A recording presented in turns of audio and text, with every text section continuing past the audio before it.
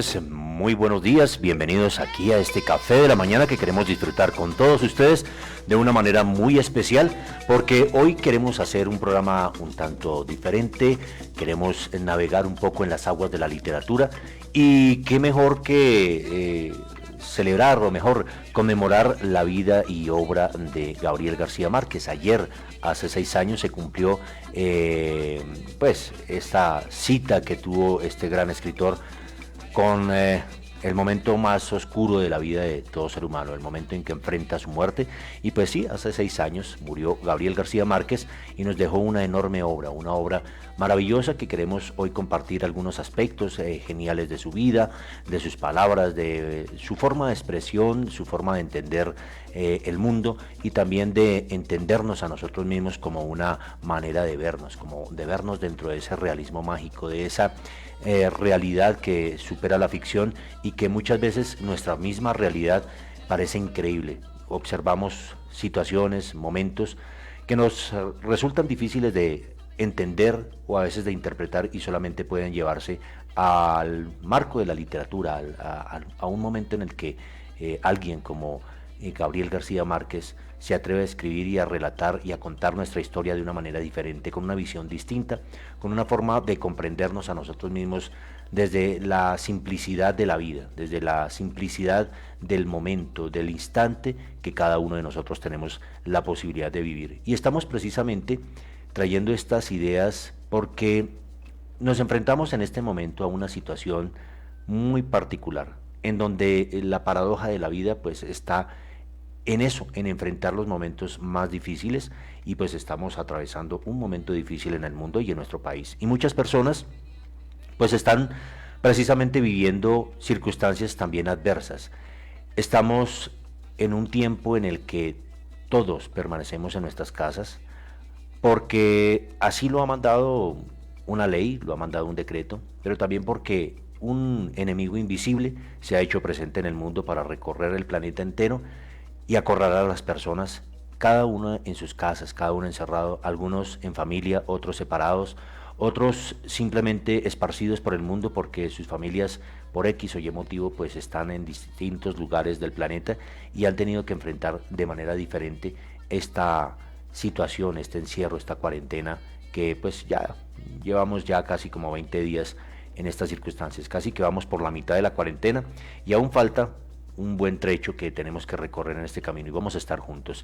Y hay dos cosas en las que quiero que pensemos un poco y quiero invitar hoy a todos nuestros oyentes a que nos comuniquemos y a que pensemos en torno a esta idea. Estamos en momentos en que necesitamos rescatar un principio fundamental de la vida humana, un principio social además, que es la solidaridad. Y en ese sentido quisiéramos que reflexionáramos un poco en torno a qué significa ser solidario y cómo es que nos hacemos solidarios. Entonces, yo soy solidario cuando hacemos ¿qué? Empecemos a entender un poco esa palabra de la solidaridad. ¿Qué significa la solidaridad en momentos tan adversos como los que estamos viviendo? Y eso es lo que queremos compartir. Me gustaría que escucháramos entre todos y construyéramos una idea de la solidaridad. Yo soy solidario si hago tal cosa, si hago tal otra, si asumo una determinada actitud, una determinada postura, una posición determinada frente a un tema, frente a la realidad que nos rodea. Y bueno, ¿por qué queremos combinar esto? Porque al recordar a García Márquez también recordamos que estamos viviendo una historia un poco particular y bastante inverosímil para muchos de nosotros. Y pues Gabriel García Márquez fue el relator, el maestro del realismo mágico, el hombre que la realidad que él plasmó dentro de su obra literaria en muchos aspectos superaba con creces pues la fantasía, la ficción, lo que podría ser inventado, porque nuestra realidad, la realidad de nuestra historia, la que está escrita, pues supera en muchas circunstancias la misma realidad, la misma ficción. Nuestras realidades son tan complejas, tan curiosas, tan significativas y tan trascendentales que muchas veces nos enfrentamos a esas situaciones, trascendemos, y creo que es el momento y es la oportunidad también de que nosotros trascendamos. Y una manera de trascender es ser solidarios con aquellos que lo necesitan. ¿Y cuánto necesitamos en estos momentos? Pues una mano amiga, una voz de aliento, necesitamos una ayuda, necesitamos compañía, necesitamos hablar con alguien, necesitamos conversar con alguien. Entonces aprovechemos hoy y hagamos de este espacio un espacio para conversar, para hablar de cómo nos hacemos solidarios. Y empecemos por encadenar estas dos ideas desde la literatura, hablando y recordando la vida de Gabriel García Márquez y recordando un poco también sus palabras acerca de su visión de la vida. Y pues, ¿qué podemos decir? Empecemos un poco por contar quién era, o recordar mejor quién era, porque muchos colombianos sabemos la grandeza de Gabriel García Márquez, pero recordemos en sus inicios, en su vida, quién era, cómo nació, cómo surgió Gabriel García Márquez y cómo este hombre colombiano, de ese sabor y de esa vida caribe de nuestras tierras colombianas, pues adquiere una dimensión universal que es absolutamente impresionante y sorprendente para un modesto colombiano que nació en Aracataca. Entonces, ¿quién era Gabriel García Márquez? Pues él era, como él mismo se presentaba, hijo de Gabriel Eligio García y de Luisa Santiago Márquez Iguarán. Nació en Aracataca, en el departamento de Magdalena, en Colombia, aquí en nuestro país. Un domingo, él nació un domingo, el 6 de marzo de 1927, y como el mismo autor lo relata, nació a las 9 de la mañana, así lo relata en sus memorias. Cuando sus padres se enamoraron, el padre de Luisa, el coronel Nicolás Ricardo Márquez Mejía, se opuso a esa relación, pues Gabriel Eligio García, su pretendiente, que había llegado a Aracataca como telegrafista, no era el hombre que consideraba más adecuado para su hija por ser hijo de madre soltera. Para esa época, pues, obviamente ser hijo de una madre soltera era algo, pues, un poco mal visto. Y adicionalmente, pues, Gabriel Eligio pertenecía en ese periodo, en ese momento de la historia de nuestro país. Él era militante del Partido Conservador Colombiano y también era un hombre que se le caracterizaba por ser mujeriego. De tal manera que con la intención de separarlos, el padre de Luisa Santiago la envió fuera de la ciudad, la envió lejos de Aracataca, pero Gabriel Eligio la cortejó con serenatas de violín, poemas de amor, innumerables cartas y frecuentes mensajes telegráficos. Finalmente, pues la familia tuvo que capitular y Luisa Santiago consiguió el permiso para casarse con Gabriel Eligio, lo cual sucede el 11 de junio de 1928 en Santa Marta. La historia y tragicomedia de este cortejo inspiraría más tarde a su hijo a escribir la novela El amor en los tiempos del cólera. Y poco después del nacimiento de Gabriel, su padre se convirtió en farmacéutico y en enero de 1929 se mudó con Luisa Santiago a Barranquilla, dejando a Gabriel en Aracataca al cuidado de sus abuelos maternos. Dado que vivió con ellos durante los primeros años de su vida, recibió una fuerte influencia del coronel Nicolás Márquez, quien de joven mató a Medardo Pacheco en un duelo y tuvo, además de los 3 hijos oficiales, otros 9 con distintas madres. El coronel era un liberal veterano de la Guerra de los 1000 días, muy respetado por sus copartidarios y conocido por su negativa a callar sobre la masacre de las bananeras, suceso en el que murieron cientos de personas a manos de las Fuerzas Armadas de Colombia durante una huelga de los trabajadores de las bananeras, hecho que Gabriel García Márquez plasmaría en su obra El coronel no tiene a quien le escriba, el coronel no tiene quien le escriba, a quien Gabriel le llamó Papalelo, describiéndolo como su cordón umbilical con la historia y con la realidad. Pues esta es parte de esa historia, de esa narrativa, de la historia de Gabriel García Márquez, en sus relatos, en su construcción, en su vida, de lo que hace con la literatura. Y entonces vamos a escuchar un poco la visión de la vida, lo que él cuenta, lo que Gabriel García Márquez ve a sí mismo como su propia vida, cómo era Gabriel García Márquez y cómo concibe la vida, que es algo que debemos pensar en estos momentos en los que enfrentamos la adversidad y muchas personas pues se enfrentan a la amenaza de la muerte por una mano invisible, un poder invisible que está ahí, presente, oculto, nadie lo ve, pero que puede causar la muerte. Entonces miremos cómo es esa historia de la vida, cómo ve Gabriel García Márquez la vida.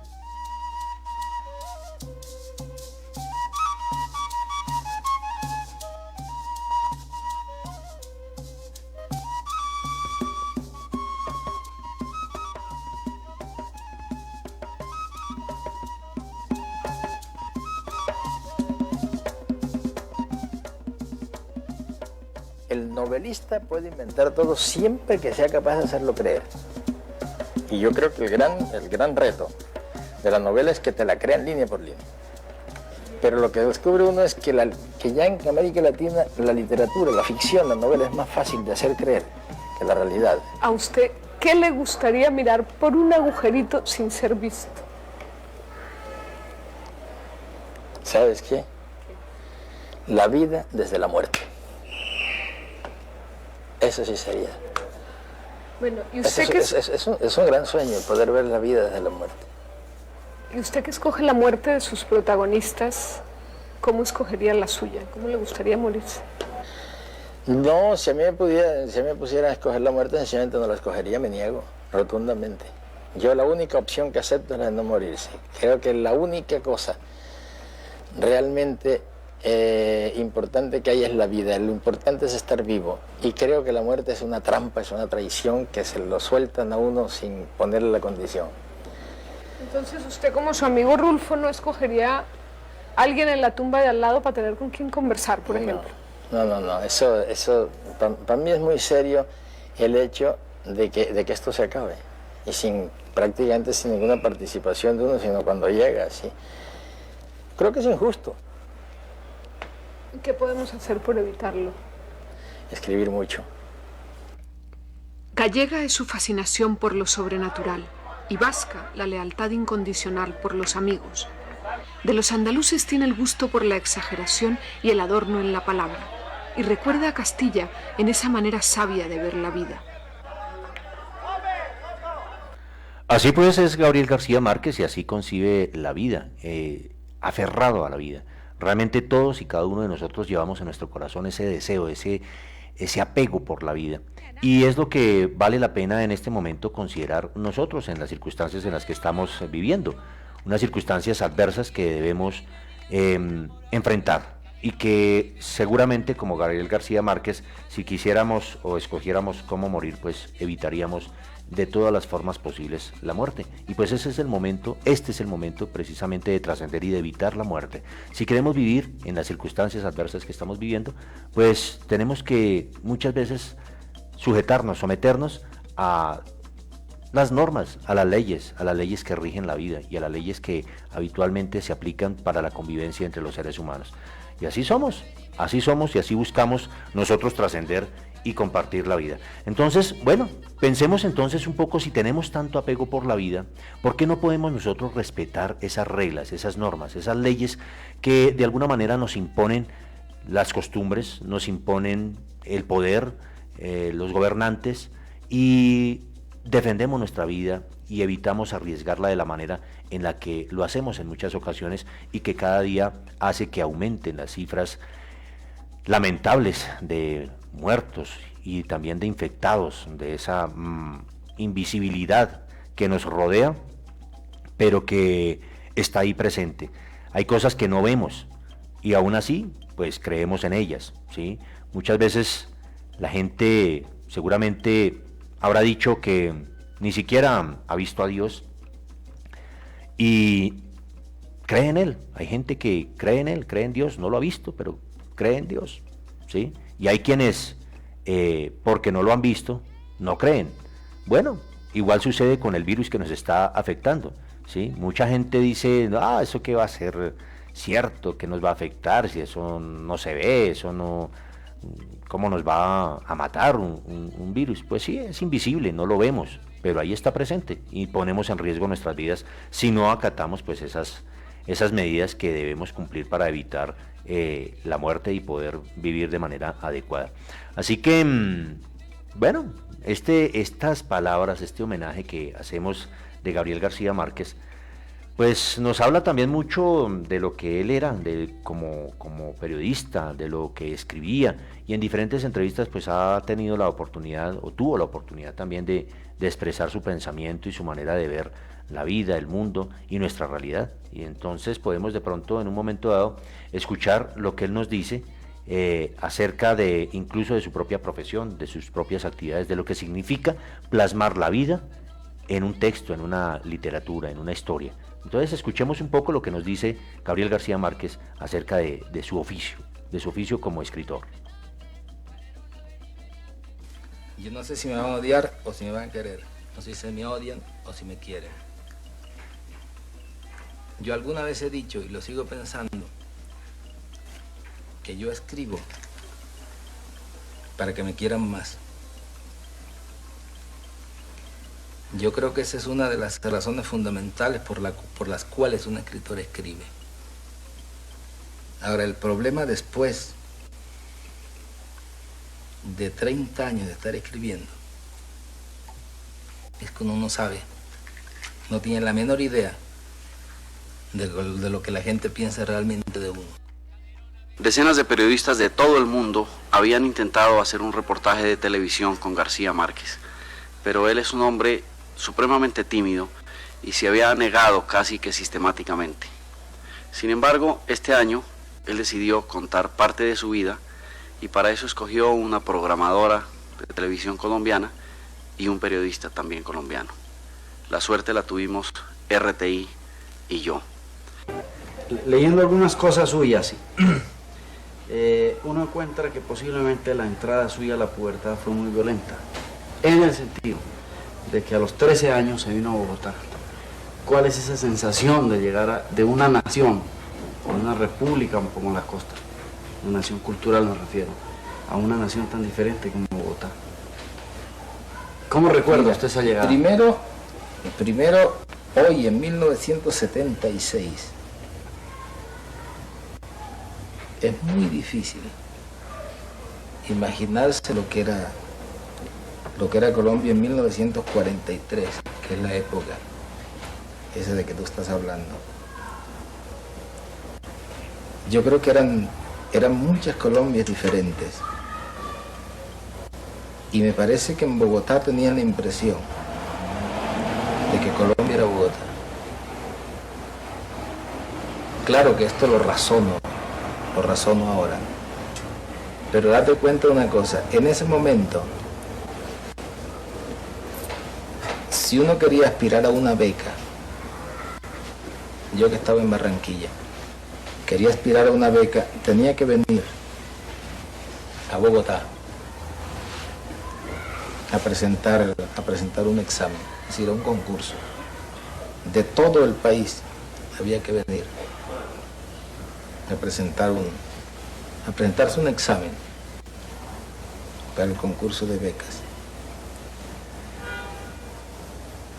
Yo estaba en una casa donde nacía un hermano todos los años. Sí, sería muy difícil hacerte las cuentas, pero si yo tenía en ese momento 13 años, es casi seguro que ya tenía 8 hermanos. Entonces me di cuenta que ahí no había otra solución que irse. Es decir, eso presentaba dos ventajas.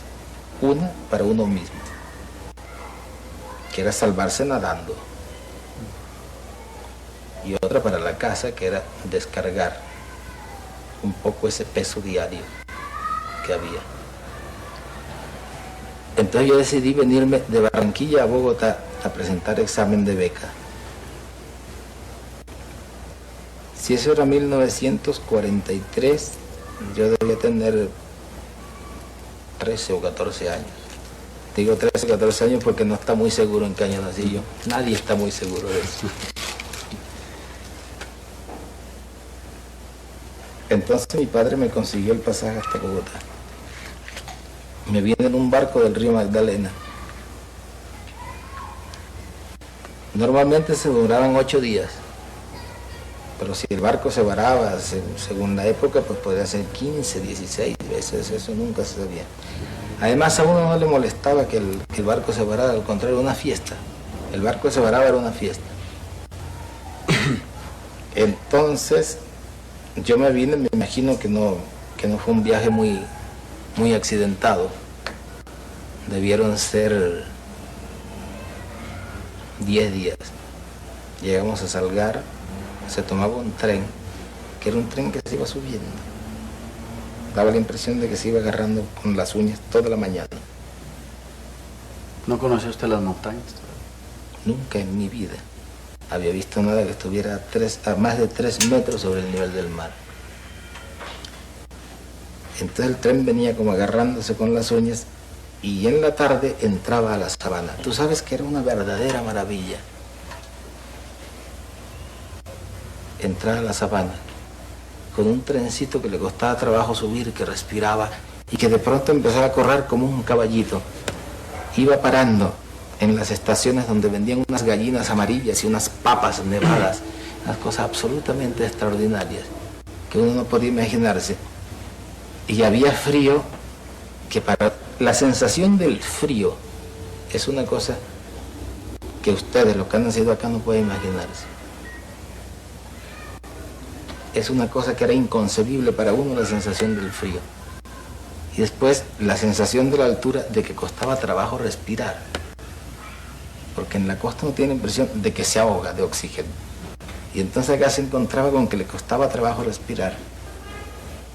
Y era absolutamente maravilloso ver esa sabana, que para mí sigue siendo uno de los lugares más extraordinarios del mundo.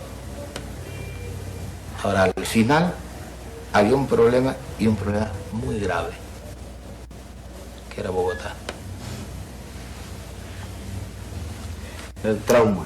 Nosotros llegamos a Bogotá, yo llegué solo a Bogotá en 1943.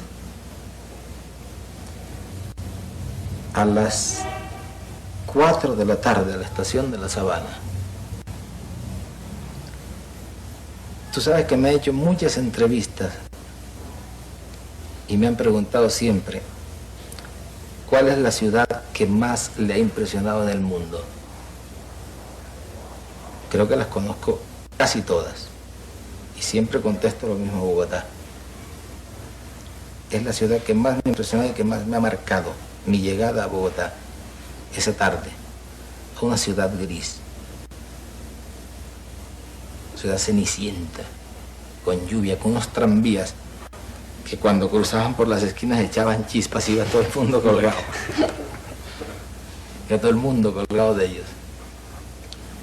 Todos los hombres estaban vestidos de negro, con sombrero, y no había una sola mujer. Pero es que no había una sola mujer en la calle.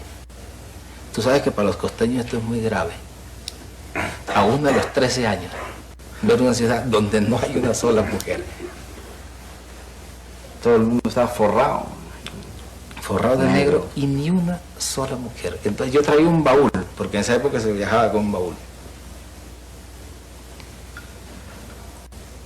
Y pregunté quién me llevaba ese baúl hasta una pensión de la carrera 10ª.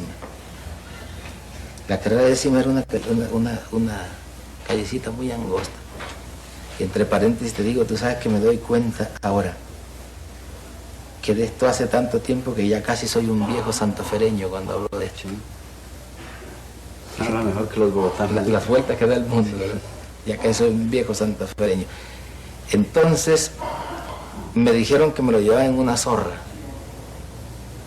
Entonces agarré un zorrero que me iba a llevar el baúl hasta la carrera 10ª. Era carrera 10ª con calle 19, algo así. 19. ¿Dónde estaba la estatua de Caro? No lo conocí. En la 19.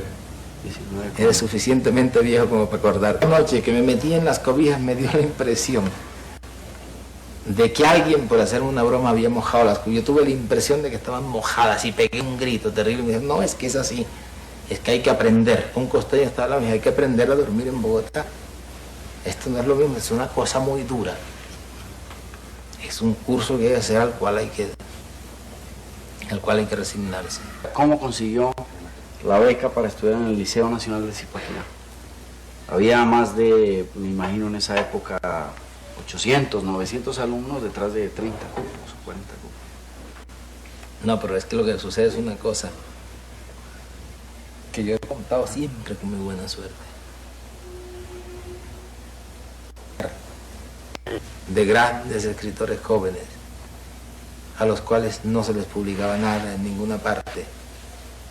Exactamente lo mismo que se dice hoy y exactamente lo mismo que se había dicho 50 años antes y 50 años antes. Bueno, pues este es el relato de cómo llegó Gabriel García Márquez a Bogotá para luego ir hacia Zipaquirá a estudiar y bueno, y hacer su bachillerato allí en Zipaquirá, y esas impresiones que tuvo en sus comienzos, en su inicio, cuando arranca su vida ya de manera un poco independiente, venía a estudiar y a vivir acá en esta sabana de Bogotá, y vemos cómo nos traslada con su relato Gabriel García Márquez a ese momento, hacia el año de 1943, de cómo era la Bogotá de entonces, y pues la describe como una ciudad gris, cenicienta, una ciudad en donde solamente se veían en las calles a los hombres vestidos de traje negro con su sombrero, y bueno, no se veían mujeres en ese momento por las calles de la ciudad. Y bueno, esa es la descripción que él hace de su llegada a Bogotá, de cómo llega a la estación de La Sabana, cómo es que recorre desde Barranquilla por el río Magdalena hasta Salgar, y en Salgar toma un tren para poder llegar aquí a la Sabana de Bogotá, cómo es su entrada a la Sabana de Bogotá, y ese contacto y esa sensación que tuvo del frío sabanero, que pues nosotros aquí en Bogotá estamos acostumbrados a él, lo conocemos y lo sabemos. Y pues resulta curioso y además como anecdótico y simpático ver cómo una persona que nunca había conocido el frío de las montañas, pues se impresiona con estos detalles tan mínimos, tan sencillos. Fíjense que en su obra, Gabriel García Márquez lo que hace es un relato de las cosas cotidianas, de las cosas sencillas, de las cosas simples, a las que todos y cada uno nos enfrentamos.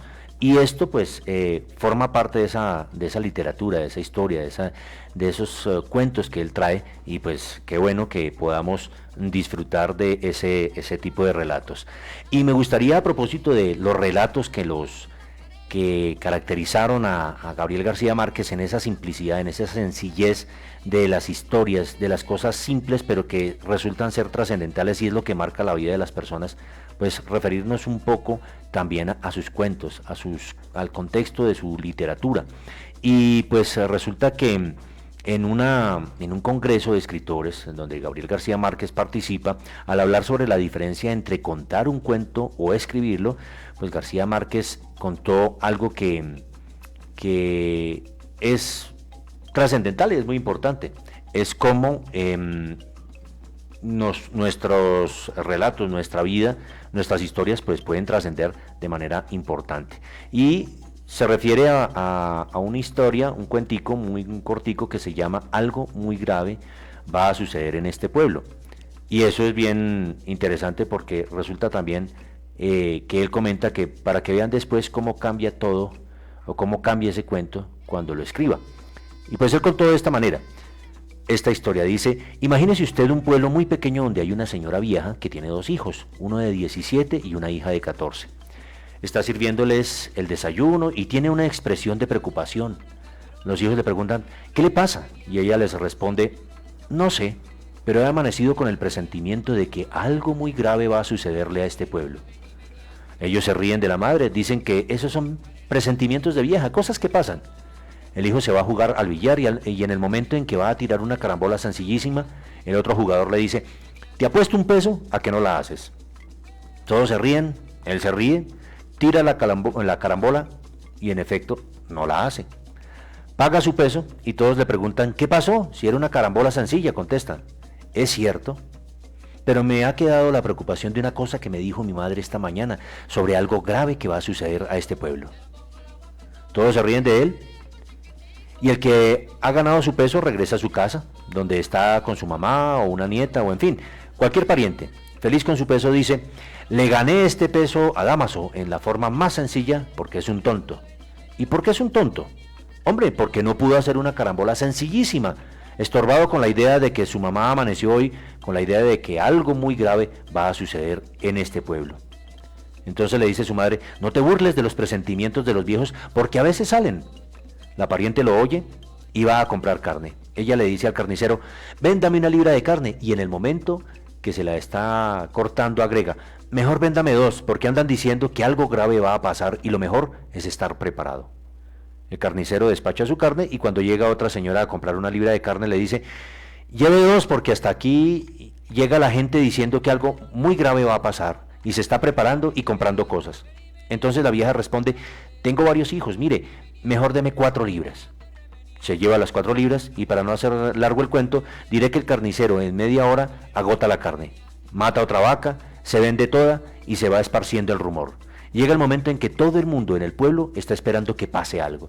Se paralizan las actividades y de pronto, a las 2 de la tarde, hace calor como siempre. Alguien dice, ¿se ha dado cuenta del calor que está haciendo? Pero si en este pueblo siempre ha hecho calor, tanto calor que es pueblo donde los músicos tenían instrumentos remendados con brea y tocaban siempre a la sombra porque si tocaban al sol se les caían a pedazos. Sin embargo, dice uno, a esta hora nunca ha hecho tanto calor, pero a las 2 de la tarde es cuando hay más calor. Sí, pero no tanto calor como ahora. Al pueblo desierto, a la plaza desierta, baja de pronto un pajarito y se corre la voz, hay un pajarito en la plaza, y viene todo el mundo espantado a ver el pajarito. Pero señores, siempre ha habido pajaritos que bajan. Sí, pero nunca a esta hora. Llega un momento de tal tensión para los habitantes del pueblo que todos están desesperados por irse y no tienen el valor de hacerlo. Yo sí soy muy macho, grita uno. Yo me voy. Agarra sus muebles, sus hijos, sus animales, los mete en una carreta y atraviesa la calle central donde está el pobre pueblo viéndolo, hasta el momento en que dicen, si este se atreve, pues nosotros también nos vamos. Y empiezan a desmantelar literalmente el pueblo, se llevan las cosas, los animales, todo. Y uno de los últimos que abandona el pueblo dice, que no venga la desgracia a caer sobre lo que queda de nuestra casa, y entonces la incendia y otros incendian también sus casas. Huyen en un tremendo y verdadero pánico, como en un éxodo de guerra, y en medio de ellos va la señora que tuvo el presagio clamando, yo dije que algo muy grave iba a pasar, y me dijeron que estaba loca. Así finaliza este cuento y de alguna manera estamos también enfrentando una situación que parece de cuento. Así como estamos en este momento pasando por una cuarentena a raíz de la pandemia de coronavirus que está recorriendo el mundo, pues esta historia, que si Gabriel García Márquez estuviera vivo seguramente permitiría abrir un nuevo cuento, una nueva historia a partir de este momento, de estos tiempos que no estamos sometidos a los tiempos del cólera, sino a los tiempos del coronavirus.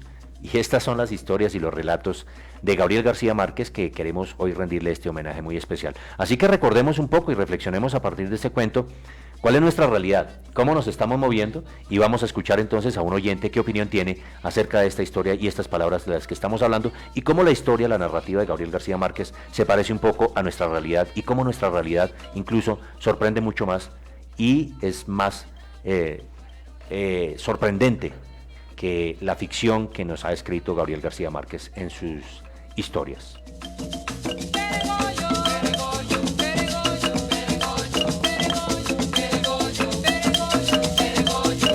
Escucha todos los sábados de 8 a 10 de la mañana el Café de la Mañana por Su Alternativa y disfruta de invitados especiales, información, entretenimiento, artistas y mucho más. Comparte y participa a través de nuestras redes sociales. El Café de la Mañana. El café cada mañana.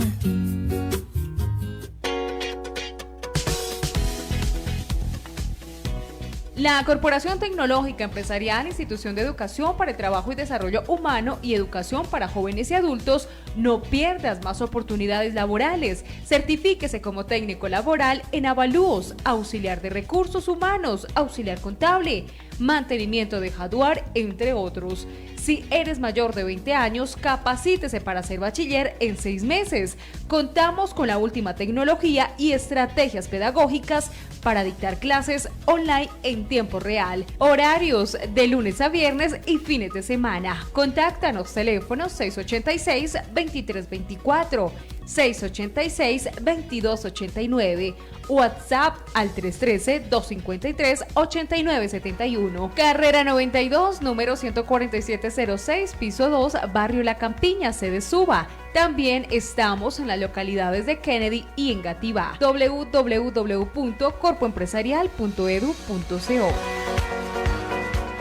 Todos somos gente cuidando gente. A través de los canales de servicio de Nueva EPS puedes evitar salir de casa y reducir el riesgo de contagio. Descarga la aplicación para móviles, utiliza el chat en línea, portal transaccional o línea nacional. Gente cuidando gente. Vigilado Supersalud. Al estornudar o toser, cúbrete con el antebrazo y no con la mano. Recuerda usar tapabocas y quedarte en casa si tienes gripa. Si presentas síntomas de alarma, debes llamar a la línea 123 antes de asistir a urgencias. Transmilenio. Alcaldía de Bogotá. El chiquitín de los precios bajos está de locura porque está entregando los precios más bajos de la ciudad. En ropa interior, medias, cacharro, canecas plásticas, juguetería, aluminio, ollas, chocolateras, bailas, sartenes, bisutería, cosméticos, chanclas, artículos para el hogar y la cocina, cristalería, perfumería, piñatería, todo para el aseo personal, papelería, cacharrería, licuadoras, estufas, ollas a presión, camisas, camisetas y todo un mundo que tiene el chiquitín de los precios bajos. Todo desde 1,000, 1,500, 2,000, 3,000, 5,000, 6,000, 10,000, 20,000 y mucho, pero mucho más. Estamos ubicados en la carrera 92, número 146B41, Subazar, al lado de la estación de bomberos. Yo soy el chiquitín de los precios bajos y los espero. Recibimos todas las tarjetas de crédito y débito.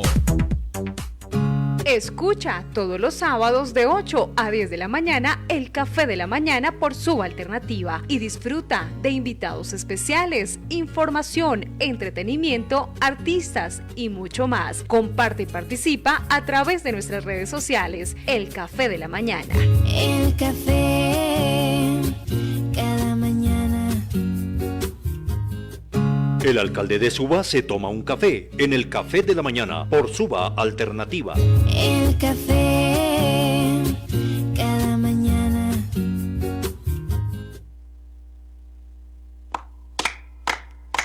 Caderona, caderona, caderona, vení, veniate pa' enamorarte. Caderona, vení. Bueno, y estamos obviamente contando esta historia, haciendo este homenaje a Gabriel García Márquez, y hemos conocido cómo son esas impresiones que él recibe a partir de ese viaje que hizo desde Barranquilla para venir a estudiar a Zipaquirá, y cómo se enfrenta a ese cambio desde ese calor del Caribe a este frío de la sabana de Bogotá. Y pues también nos cuenta, o bueno, nos relata a través de este pequeño cuento que tuvimos la oportunidad de compartir con nuestros oyentes acerca de eso que tan grave, ¿no? Algo muy grave va a suceder en este pueblo, y es una historia que nace a partir de un presentimiento.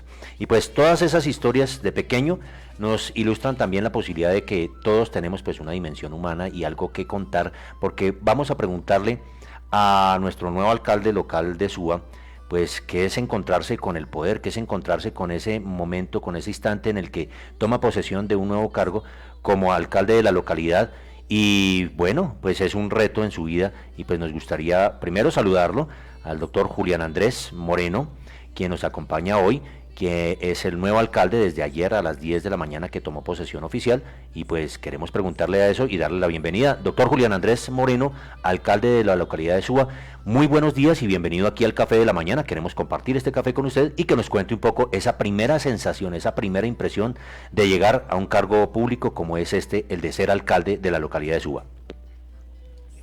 Raúl, muy buenos días para ti, para Wilson, para todo el equipo de trabajo de Suba Alternativa y para nuestros oyentes de esta localidad que queremos tanto y que a partir de ahora asumimos pues la responsabilidad de gobernar con mucho amor, con mucho compromiso, con mucha serenidad en medio de la dificultad que afrontamos como humanidad en estos momentos. Unos muy buenos días para todos y para todas. Pues doctor Julián Andrés, un poquito estábamos haciendo como un paralelo de la realidad que estamos viviendo hoy en Colombia a raíz del coronavirus y cómo todos estamos encerrados y todos estamos como en una historia de cuento muy García Márquezco, muy de ese realismo mágico que nos acompaña. Ayer se cumplieron 6 años de la muerte de Gabriel García Márquez y pues estamos recordando su historia y sus primeras impresiones acerca de esos contrastes entre su tierra natal allá en Aracataca y su vida en Barranquilla, y luego encontrarse con una ciudad fría, gris como Bogotá, para poderse trasladar luego a estudiar en su bachillerato en Zipaquirá. Y pues resulta anecdótico y simpático cómo son esas impresiones de un costeño de llegar a esta ciudad. ¿Cómo es llegar, y le quiero preguntar, doctor Julián Andrés, cómo es llegar a tomar posesión del cargo de alcalde de esta localidad? Bueno, hacía referencia inicialmente de encontrarse con el poder, pero yo creo que más que eso es encontrarse frente a una responsabilidad muy grande en un momento muy especial. Yo creo que ninguno de los que el día de ayer tomamos posesión como alcaldes y alcaldesas locales nos hubiéramos imaginado que tuviéramos que enfrentar una situación de esa dimensión por la crisis que actualmente vivimos. Efectivamente es una situación que representa en lo personal un gran reto, porque pues esta localidad es la localidad más grande en términos de población de la ciudad, y que pues gracias a su diversidad y a una numerosa población que hoy tiene condiciones de vulnerabilidad acentuadas y agravadas un poco por la crisis, pues nos corresponde actuar muy acorde al momento en el que vivimos. Entonces, pues yo les comparto que a partir de ayer, más que lo que normalmente ocurre cuando hay un acto de posesión, que normalmente los funcionarios se hacen acompañar de sus familias y es un momento muy especial, porque pues definitivamente un cargo como estos es un avance importante en la carrera profesional, en los propósitos de vida, en aquello que a uno lo encuentra con lo que uno encuentra como el propósito fundamental para lo que uno está. Distinto a eso, pues ayer, dadas las condiciones, pues no pudo acompañarme nadie de mi familia o personas cercanas, sino que antes incluso de tomar posesión tuvimos una reunión muy extensa con la alcaldesa Claudia López, un poco para revisar todos los retos que asumimos y la situación actual que vive la ciudad en materia de la emergencia sanitaria. Entonces, es una experiencia que, distinto a lo que uno normalmente se hubiera imaginado, es encontrarse más con la responsabilidad, y efectivamente un poco en esa analogía del realismo mágico de nuestro gran Gabo, que efectivamente ayer cumplió 6 años desde su fallecimiento, pues hace parte, digamos, de esos desafíos, de esas situaciones de la vida en las que uno no se imagina, pero yo creo que nada es coincidente, no existen coincidencias, todo tiene un propósito en la vida, y si en lo que cada quien crea, yo creo mucho en Dios, si Dios nos tiene en esta responsabilidad en este momento es por algo, y pues lo estamos asumiendo con todo el compromiso desde el momento cero. Doctor Julián Andrés, ¿cómo se construye ese camino para llegar a la posición en la que está usted hoy en día? Porque es usted tal vez uno de los alcaldes más jóvenes de las localidades en Bogotá, creo que está dentro de los más jóvenes. Así es, Raúl. Yo creo que aquí hay que tener profundas convicciones. Yo soy una persona que, gracias a mi influencia familiar, pero también a unas convicciones muy definidas en mi vida, pues he decidido hacer de lo que es mi accionar en la vida un propósito de servicio. Creo que la sociedad en general, y hoy más acentuado por la crisis, requiere de unos procesos de transformación profundos. Necesitamos caminar hacia unos escenarios de mayor equidad social, de mayor respeto por nuestra naturaleza, de resolver nuestros problemas de formas distintas a la utilización de la violencia, y temas que están arraigados, pareciera, en el ADN de los colombianos, y por supuesto pues de los bogotanos y subanos, y que son temas que son urgentes transformar. Hoy una emergencia como esta acentúa uno de los dramas sociales más grandes, y es las profundas inequidades. Esa inestabilidad tan grande que existe en tantos hogares para su sustento diario. Una vez vino el confinamiento, no llevamos un mes de estar en estas condiciones, y muchas de las personas que tenían un ritmo de vida, del rebusque, de la independencia, hoy ya están cayendo en situación de pobreza, y eso también refleja esas condiciones estructurales de inequidad. Entonces, fundamentalmente una fuerte convicción de servicio, y que a partir de ahí hay que formarse muy bien, hay que prepararse para estos retos en la vida. Le llegan a uno en algún momento, como me está pasando en este momento a mis 30 años, a mis 29, estaré cumpliendo 30 el próximo junio, y llegará el momento en el que sea la misma generosidad de la vida, las condiciones que se van dando, para que uno asuma estos retos, pero que cuando lleguen uno esté lo suficientemente bien preparado, y creo que mi bagaje académico y la experiencia que yo he podido tener profesionalmente, pues nos ponen en un buen punto para asumir esta situación anómala, pero pues también el reto de gobernar la localidad más poblada de la ciudad. Bueno, ¿cómo es heredar esa vocación de servicio público? Porque usted viene de familia que ha estado en este batallar y seguramente usted de pequeño observó algo que le llamó la atención y que le hizo ver que ese era el camino también para usted. ¿Cómo fue ese momento? ¿Cómo recibe usted esa herencia y ese encargo tan importante para el resto de su vida? Bueno, es de todos conocido que mi padre fue un gran líder de esta ciudad, un líder social, un líder comunitario que trabajó incansablemente, sobre todo en materia de las organizaciones populares de vivienda.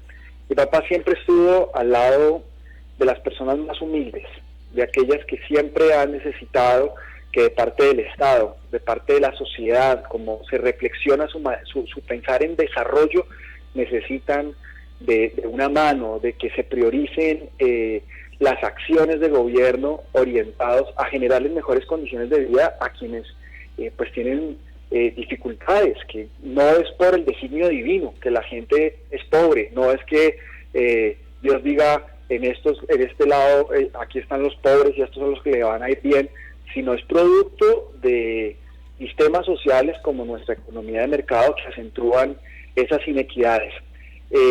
También es de todo sabido de que pues tanto mi papá como mi mamá son o fueron, en el caso de mi papá, desmovilizados de la extinta guerrilla del M-19. Yo nací en el año 90, cuando ellos tomaron la decisión de adelantar un proceso de paz en una época muy convulsionada del país, y gracias a esa decisión de firmar un acuerdo de paz es que nace una nueva generación de hombres y mujeres en el cual pues yo me encuentro, que decidieron apostarle a las formas democráticas para seguir esas luchas por la transformación en Colombia.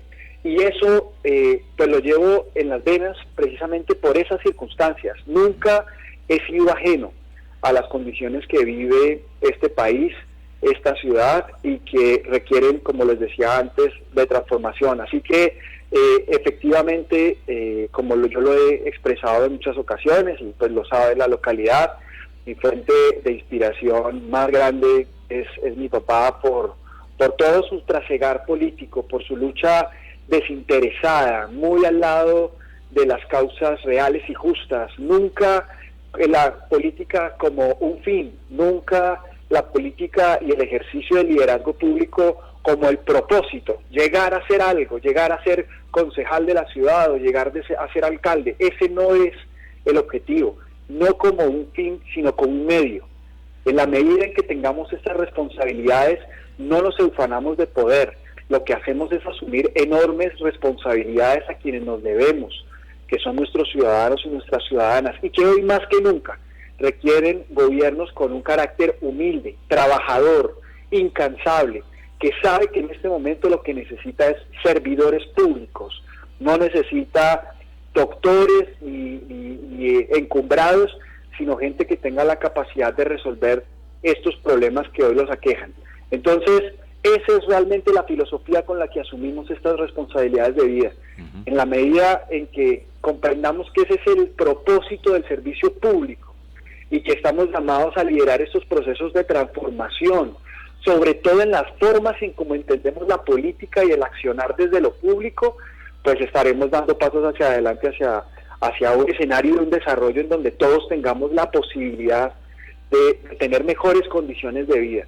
Así que de parte mía, Suba hoy tendrá un alcalde al servicio de todos los subanos y las subanas. Este es un medio, una responsabilidad que asumo en la vida para que en esta coyuntura especial encontremos un camino de desarrollo local. Esta es una alcaldía de puertas abiertas y yo quiero fundamentalmente, como lo planteé en mi visión estratégica, promover un ejercicio de reconciliación entre la administración, entre el gobierno local y su ciudadanía. Hoy nos necesitamos mutuamente. Hoy los cubanos necesitan de nosotros respuestas inmediatas para la atención de la crisis. Y nosotros necesitamos de la ciudadanía para que vigile, para que acompañe, para que construyamos colectivamente una visión de desarrollo desarrollo local, que hoy está por reinventarse un poco en medio de la crisis. Entonces, ese es básicamente el trasegar y las condiciones en las que asumimos este desafío. Doctor Julián Andrés, usted pertenece a esa primera generación de los hijos de la paz. Estamos hablando de dos generaciones de hijos de la paz, los de la década de los 90, comienzos de los 90, y ahora hay una nueva generación que son los de la década del 2020, prácticamente 2010, cuando se surte este proceso de paz en Colombia con las FARC. Esta primera generación, ¿en qué momento adquiere conciencia de los retos que tenía que enfrentar en un futuro de construir un nuevo país distinto? Porque usted es de la generación de los 90, pero es de la generación millennial, es de la gente que aún tiene las posibilidades de generar unos cambios. ¿En qué momento de su infancia o de su adolescencia usted adquiere conciencia del reto y del compromiso que debe asumir en su vida para transformar a una sociedad? Bueno, Raúl, yo creo que desde el primer momento, yo creo que pues las mismas dinámicas, sobre todo en la referencia de esos dos momentos que vive el país, ese proceso de acuerdo con el M-19, que además estableció la posibilidad de otros acuerdos de paz con otros grupos guerrilleros del momento, como el EPL, como el Quintín Lame, y el proceso de paz con la guerrilla de las FARC, son momentos y unos contextos nacionales muy distintos. Pues la dinámica también va marcando pues los diferentes retos. Yo creo que desde el primer momento existe esa inquietud, sobre todo de algo que aprendimos a través de ser precisamente eso, una generación de hijos de paz, y es que bajo ninguna circunstancia estos procesos de la violencia, de la lucha armada, van a ser el camino para resolver pues los grandes problemas que vivimos en el país en materia de desarrollo y de la democracia. Entonces, ese es un primer principio de vida. No asumimos bajo ninguna circunstancia, como hijos de esos momentos que vivió el país, la posibilidad de que resolvamos nuestros temas a través de la violencia, sino de la concertación, y que este país, a través de sus canales democráticos, pueda construir un nuevo acuerdo social, que no es nada distinto a lo que la alcaldesa Claudia López está proponiendo hoy en su plan de desarrollo. Necesitamos un nuevo contrato social, en el cual la sociedad en este momento, después de esos dos ejercicios muy importantes de su historia, como son los procesos de paz, adquiera una nueva manera de pensarse, de reflexionarse, de construirse alrededor de un escenario de paz. Eso no lo hemos vivido en Colombia nunca. De lo que llevamos del siglo pasado y este siglo, aún todavía seguimos reproduciendo ciclos de violencia. Y en ausencia, digamos, de los enfrentamientos bélicos, nos tenemos que repensar ese mecanismo a través del cual logremos avanzar. A partir de allí, y en los escenarios democráticos, en los escenarios que están establecidos para ese debate nacional de cómo debe ser ese modelo de desarrollo, es que se hace fundamental no solo participar en política, sino asumir los retos de la dirección del Estado, como en este momento asumo el gobierno de la localidad de Suba. Ese es al final el resultado, digamos, de esa reflexión, que necesitamos de estos mecanismos para tomar las decisiones orientadas a equilibrar la balanza. El Estado, fundamentalmente, los esfuerzos que nosotros podamos estar, deben estar orientados en materia de la crisis que vivimos, pero también en el modelo de desarrollo que estamos proponiéndole a la localidad, a raíz del plan de desarrollo que propone la alcaldesa Claudia López, para equilibrar la balanza, para que, como dice la alcaldesa, a partir de aquí hasta el año 2038, en el año en el que Bogotá cumple 500 años, tengamos la primera generación en Bogotá, full equipo, que tiene todas las condiciones en materia de salud, de educación, de alimentación, de seguridad, de calidad del aire, que le permiten desarrollarse en condiciones pares y que no dependa exclusivamente de dónde nací, si yo nací en una casa pobre o nací en una casa con algunas condiciones económicas, sino que independientemente de eso, como sociedad, garanticemos que todos los niños, las niñas, las nuevas generaciones puedan, en el marco de una sociedad que se construye en una senda de paz, puedan tener la posibilidad de desarrollarse. Ese es el gran propósito de fondo. Doctor Julián, en este momento, usted que se formó como economista en la Universidad Nacional, en este momento, ¿cómo ve usted la situación económica a la que estamos enfrentándonos? ¿Ha entrado en conflicto el modelo económico que ha dominado durante prácticamente el último siglo al mundo entero, con una situación que el coronavirus ha permitido hacer ver, y es que las falencias, las fallas, el resquebrajamiento del sistema realmente no es sostenible el modelo económico que estamos soportando, y que ya vemos, por ejemplo, que la banca también está empezando como a entrar en crisis y a ser cuestionada su actitud frente a la vida humana? Yo creo que hay una profunda reflexión, no solo en materia económica, sino también en materia política y otros frentes, digamos, de nuestra organización como sociedad. Efectivamente, una situación de estas, pues, pone de primer plano una reflexión profunda sobre la manera en cómo estamos desarrollando nuestras economías. Lo cierto es que estas crisis acentúan un problema estructural de la forma en la que los hogares logran tener ingresos para solventar sus vidas, y es que en países en vías de desarrollo, como es el caso colombiano, hay una base social muy grande, incluso que no solamente corresponde a las clases más populares o a la clase baja, sino también a los segmentos de la población de ingresos medios que tienen un componente de vulnerabilidad muy alto. Es decir, con 20 días, 25 días de confinamiento, pasan rápidamente a una condición de pobreza y necesita, en este momento, pues de la ayuda y de asistencias que provengan del Estado. Entonces, en ese sentido, creo que hay una reflexión sobre la vulnerabilidad, la debilidad que tiene nuestro sistema económico de generar formalización, de generar procesos que contribuyan a unos modelos más productivos y que generen un arraigo, digamos, de bienestar en la población. Creo que parte de eso no es ahora entrar en la perspectiva de que aquí todo lo resuelve el Estado, sino en la necesidad de reflexionar que, sobre todo en nuestros países, que dependen fuertemente de economías extractivas, como el petróleo, como el carbón, etcétera, pues requieren en este momento repensarse en sectores de la economía mucho más productivos, mucho más orientados a sostener una economía más sólida. Pero indiscutiblemente esta situación nos pone a reflexionar no solo sobre la economía nacional, mundial, sino también sobre otros aspectos de la vida en sociedad.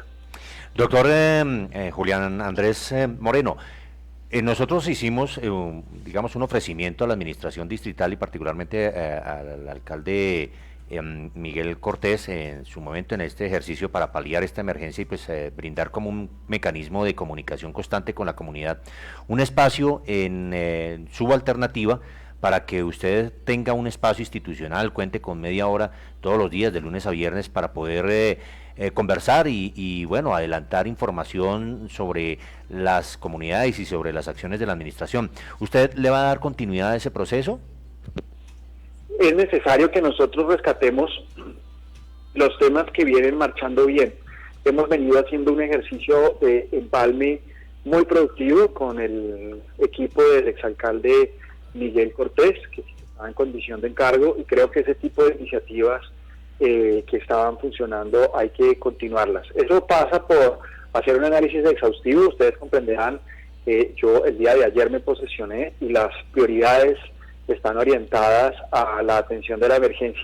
En ese sentido, pues en la medida en que vayamos madurando este proceso de empalme y de las buenas prácticas o las regulares o las malas, el análisis que podamos hacer en el marco del empalme, pues vamos a tomar decisiones y en ese sentido también anunciarles y comentarles a toda la ciudadanía de nuestra localidad pues las acciones que vamos a emprender de muy corto plazo. Bueno, y usted tiene ahorita reunión con vendedores ambulantes y creo que con visitaxistas. ¿Cómo va esa gestión y qué le han dicho y en qué momento es la reunión?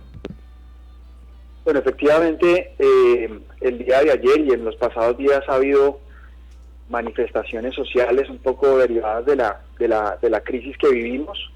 Efectivamente hoy nos vamos a reunir a las 11 de la mañana, pues en un acuerdo promovido por la Dirección del Diálogo Social y la Convivencia de la Secretaría de Gobierno, para poderles contar a estas personas que pues por supuesto se acentúan los problemas de la crisis en términos del hambre, etcétera, lo que estamos desarrollando en el muy corto plazo. Yo les quiero contar que una de las primeras decisiones de manera coordinada con la administración del nivel central es que SUBA destinará este año una suma superior a los 48.000 millones de pesos para la atención de la emergencia del COVID-19 a través de los programas que ya tiene destinado, que tiene creado el gobierno distrital y nacional. Es decir, el programa de Bogotá Solidaria en Casa y el programa de Bogotá Salva el Empleo, un programa orientado al fortalecimiento de las pequeñas empresas para sostener la nómina de los trabajadores y pues no caer en más condiciones de pobreza. Entonces, esta cifra de los 48.000 millones de pesos nos lleva a definir una ruta de acción en la cual pues tendremos que declarar la urgencia manifiesta de manera muy rápida. Quiero comentarles también que es una decisión que hemos tomado, la declaratoria de la urgencia manifiesta en la localidad de Suba, para que nos dé las herramientas jurídicas y administrativas para adelantar este proceso de traslados presupuestales y la adquisición de estas ayudas que fundamentalmente están orientadas a los mercados, como ustedes bien lo saben, y a las transferencias monetarias que están haciéndose desde la Secretaría de Hacienda, pero con el presupuesto local. Entonces, desde el Fondo de Desarrollo Local, quiero repetir, destinaremos este año más de 48.000 millones de pesos para la atención de esta crisis. Así que estos son anuncios de primer orden que pues también daremos a conocer a las personas, a los líderes de los visitaxistas, de los vendedores informales, de los trabajadores del gremio de la construcción, que pues en este momento, por supuesto, se entiende la situación en la que estamos, y llegamos a tomar decisiones muy rápidas, de manera muy organizada y coherente, pero sobre todo con un llamado a que no podemos ponernos en riesgo.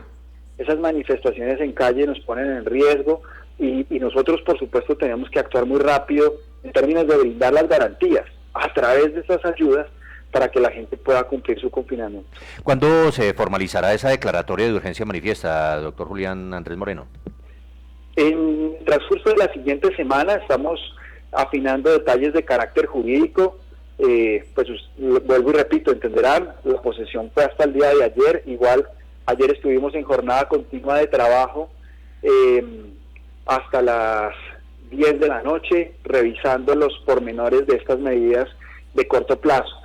En este momento arranca una reunión con todos los comandantes de policía, con la Policía Metropolitana y los nuevos alcaldes para orientar también las medidas orientadas a el cumplimiento de las medidas de confinamiento que tienen nuestros decretos distritales para el tema de la restricción. Entonces, seguimos trabajando de manera incansable, sin perder un solo minuto para poder atender esta crisis en el muy corto plazo. Bueno, una última pregunta porque sé que va ya listo para la reunión. El coronel John Jairo Urrea pues sale de la dirección de la policía en la localidad de Suba. Va a ser reemplazado. ¿Cuándo será ese cambio? ¿Cuándo se producirá ese cambio de la salida del coronel Urrea? Es parte de los temas que vamos a conversar en la reunión que debo entrar en este momento precisamente. Ok. Listo, doctor Julián Andrés Moreno, pues muchísimas gracias por acompañarnos en el día de hoy aquí en Suba Alternativa, y como siempre su espacio sigue vigente y está disponible para cuando ustedes tomen desde la Oficina de Comunicaciones la iniciativa de adelantar los programas y los contenidos de este espacio institucional para la Alcaldía Local de Suba, de tal manera que tenga una comunicación permanente con su comunidad. Y pues le enviamos un saludo muy especial también para que en su reunión pueda ayudar a solucionar los problemas de la comunidad. Y pues queremos de parte de suya un saludo también para la emisora Suba Alternativa, para que quede aquí como una evidencia de este proceso que usted inicia o que inició desde la mañana de ayer. Bueno, Les habla Julián Moreno, nuevo alcalde local de Suba. Quiero mandar un saludo muy especial a todo el equipo de trabajo y a todos los oyentes de nuestra emisora Suba Alternativa, ejemplo del desarrollo de la comunicación alternativa y comunitaria, que es una pieza fundamental en el desarrollo local. Así que un saludo muy especial, gracias siempre por estar acompañando estos procesos tan importantes y seguramente haremos un trabajo mancomunado para que ese desarrollo local también fortalezca estos escenarios como las emisoras comunitarias. Un saludo muy especial. Gracias, doctor Julián Andrés Moreno. Pues muchísimas gracias y qué bien que está pues en esta iniciativa. Ahí conocimos una visión humana del doctor Julián Andrés y agradecerle pues su participación aquí en los micrófonos de Suba Alternativa, Wilson. Muchísimas gracias, alcalde, y felicitaciones, y esperamos que Suba Alternativa sea el medio que requiera para entregar información de lo que pase en la localidad. Doctor, que pase una feliz mañana. Muchas gracias a todos, un feliz día. Bueno, pasó aquí por Suba Alternativa el alcalde ya oficialmente en propiedad de Suba, el doctor Julián Andrés Moreno, que desde ayer a las 10 de la mañana que se posesionó, pues ha estado al frente ahora de los destinos de la localidad de Suba durante este periodo, durante el mandato también de la alcaldesa Claudia López. Y pues vimos ya su visión y su vocación de servicio y de dónde se origina pues toda esa idea de estar a la cabeza de la administración local y cómo va a ser su filosofía de actuación y hacia dónde se va a dirigir y a orientar todas sus acciones administrativas dentro de la localidad en pro del beneficio de la comunidad y del bienestar de la comunidad local.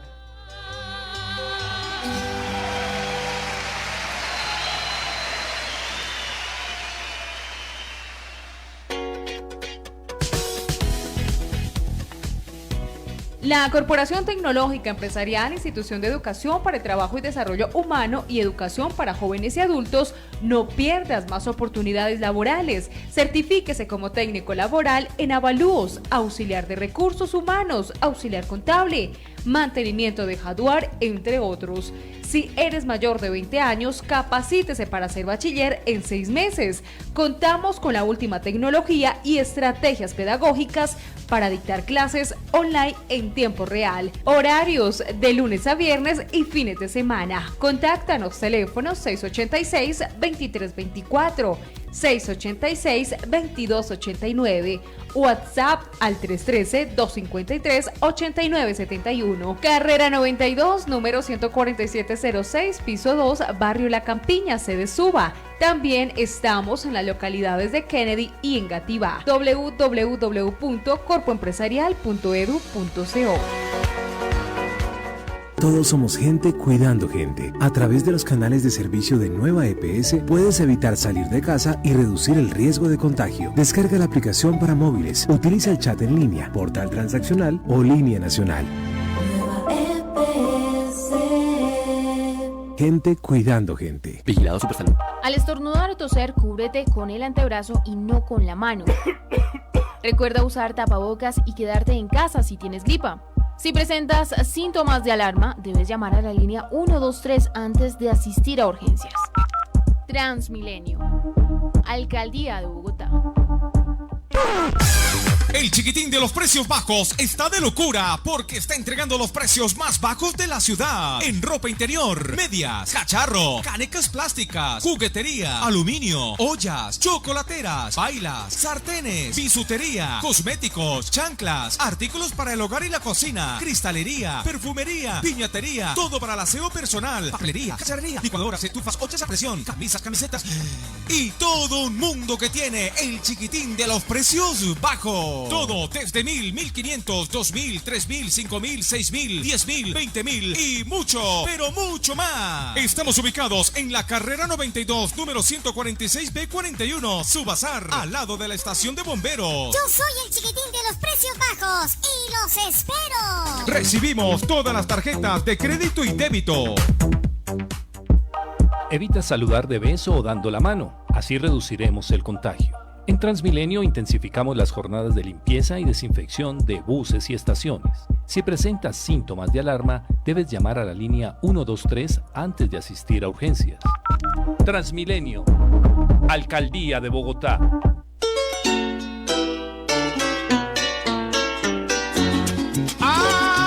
En Sanres Express.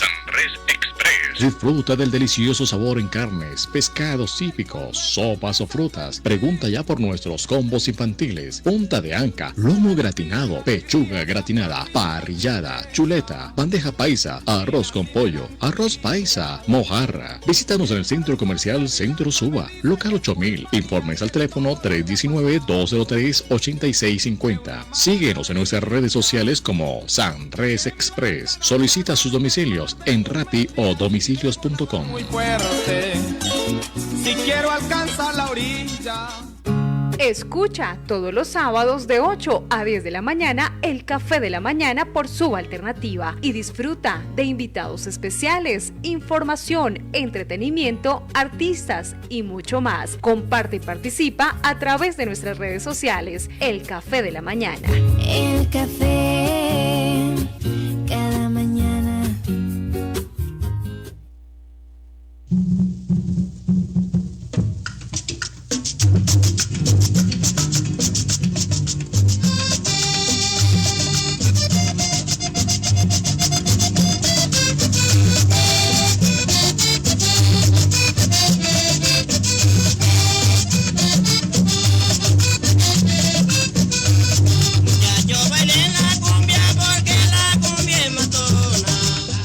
Bueno, y usted que está soportando en este momento este encierro por cuenta de la cuarentena, bueno, ¿cómo vamos a ser solidarios? ¿Cómo cree usted que puede ser solidario?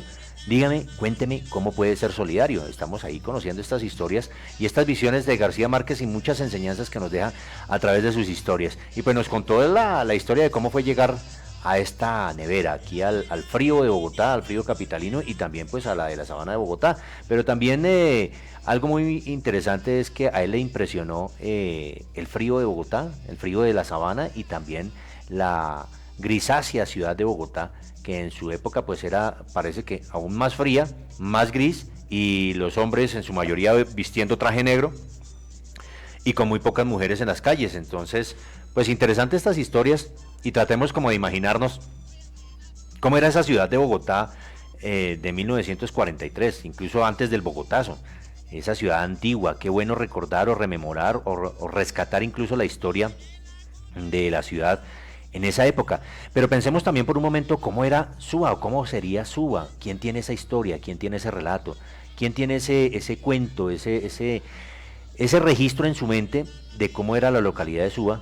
O cómo era Suba, porque para esa época todavía Suba era un pueblito sabanero, un pueblito más, ni siquiera formaba parte todavía de Bogotá. Suba era un pequeño pueblito sabanero, agrícola, frío, con sus madrugadas pues envueltas en esa niebla característica que a veces vemos en la sabana de Bogotá, en donde todo pues alrededor se ve difuso, se ve sombrío, también se siente sobre la piel pues ese frío.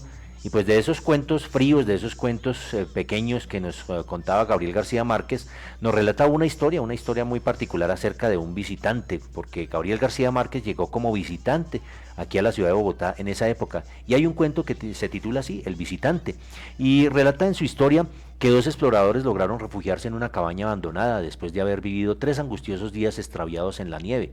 Imagínense que empieza a hablar aquí García Márquez de la nieve. Al cabo de otros 3 días, uno de ellos murió. El sobreviviente excavó una fosa en la nieve a unos 100 metros de la cabaña y sepultó el cadáver. Al día siguiente, sin embargo, al despertar de su primer sueño apacible, lo encontró otra vez dentro de la casa, muerto y petrificado por el hielo, pero sentado como un visitante formal frente a su cama. Lo sepultó de nuevo, tal vez en una tumba más distante, pero al despertar al día siguiente volvió a encontrarlo sentado frente a su cama. Entonces perdió la razón. Por el diario que había llevado hasta entonces se pudo conocer la verdad de su historia. Entre las muchas explicaciones que trataron de darse al enigma, una parecía ser la más inverosímil, o mejor, la más verosímil.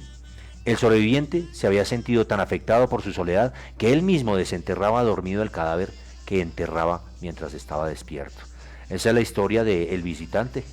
¿Cómo te parece esa historia, Wilson? Interesante, oiga, eso es algo para reflexionar. Sí. Es una reflexión muy interesante. Sí, nosotros qué estamos haciendo en esta cuarentena, cuáles son esos miedos y temores que estamos enterrando todos los días, pero que estamos desenterrando en las noches mientras pasamos un sueño apacible. ¿Cómo podemos ser solidarios en estas circunstancias? Ojalá la audiencia pues se conecte, se comunique con nosotros y nos cuente un poco cómo es ser solidario, cómo usted desde su casa, en su cuarentena, puede manifestarse de esta manera, de manera solidaria. Y pues a pesar de esta historia fría que nos cuenta Gabriel García Márquez en este mini cuento que se llama El Visitante, pues escuchemos un poco de su voz y recordemos cómo veía Gabriel García Márquez su terruño, su tierra natal, su Caribe, y esto es lo que él nos contaba. Te voy a decir qué es lo que más me gusta de la costa. No te lo digo, te lo explico. Yo vuelo de París a Cartagena, o de Madrid a Cartagena, por ejemplo, o a Barranquilla. En el momento que desembarco aquí, yo noto que todo en el cuerpo y en la mente se me reajusta y se identifica perfectamente con toda la realidad ecológica que tengo alrededor. Llega a la conclusión que uno es de su medio ecológico y que es peligrosísimo y gravísimo salir de él. Entonces, a mí me sucede solamente, francamente no en la costa, en el Caribe, en cualquier lugar del Caribe. A mí me sueltan vendado y yo sé que estoy en el Caribe porque el organismo me está funcionando de una manera que no me funciona en ninguna otra parte, y la mente, todo, es un reajuste que se debe a una identificación total del cuerpo y de la mente con el medio. ¿Y no pasa lo contrario cuando estás allá? ¿Se te producen reacciones orgánicas? Sí, claro, eso es un desastre. Duermo mal, la memoria me falla, las asociaciones las hago de otra manera, pero siempre ha sido así. Lo que pasa es que ahora es cuando he tomado plena conciencia de eso.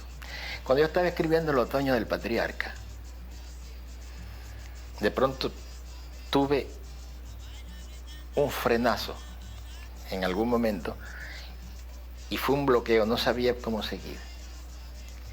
Entonces ingenuamente pensé que era que se me estaban olvidando las cosas, el modo de ser de la gente, el color de la luz, y corté eso y me vine, hice un viaje por todas las islas del Caribe, una tras otra. Fue un viaje de un mes, en un viaje en el cual no hice nada, no vi a nadie, no hice nada especial, sino me tiraba en la playa, veía a la gente, hablaba con la gente. Tenía la ventaja en ese momento, primero me conocían menos y después es una zona donde seguramente me conocen menos todavía ahora. Y yo iba con Mercedes, y Mercedes me decía, bueno, pero ¿qué fue lo que viniste a buscar? ¿No has tomado un apunte? ¿No has dicho nada?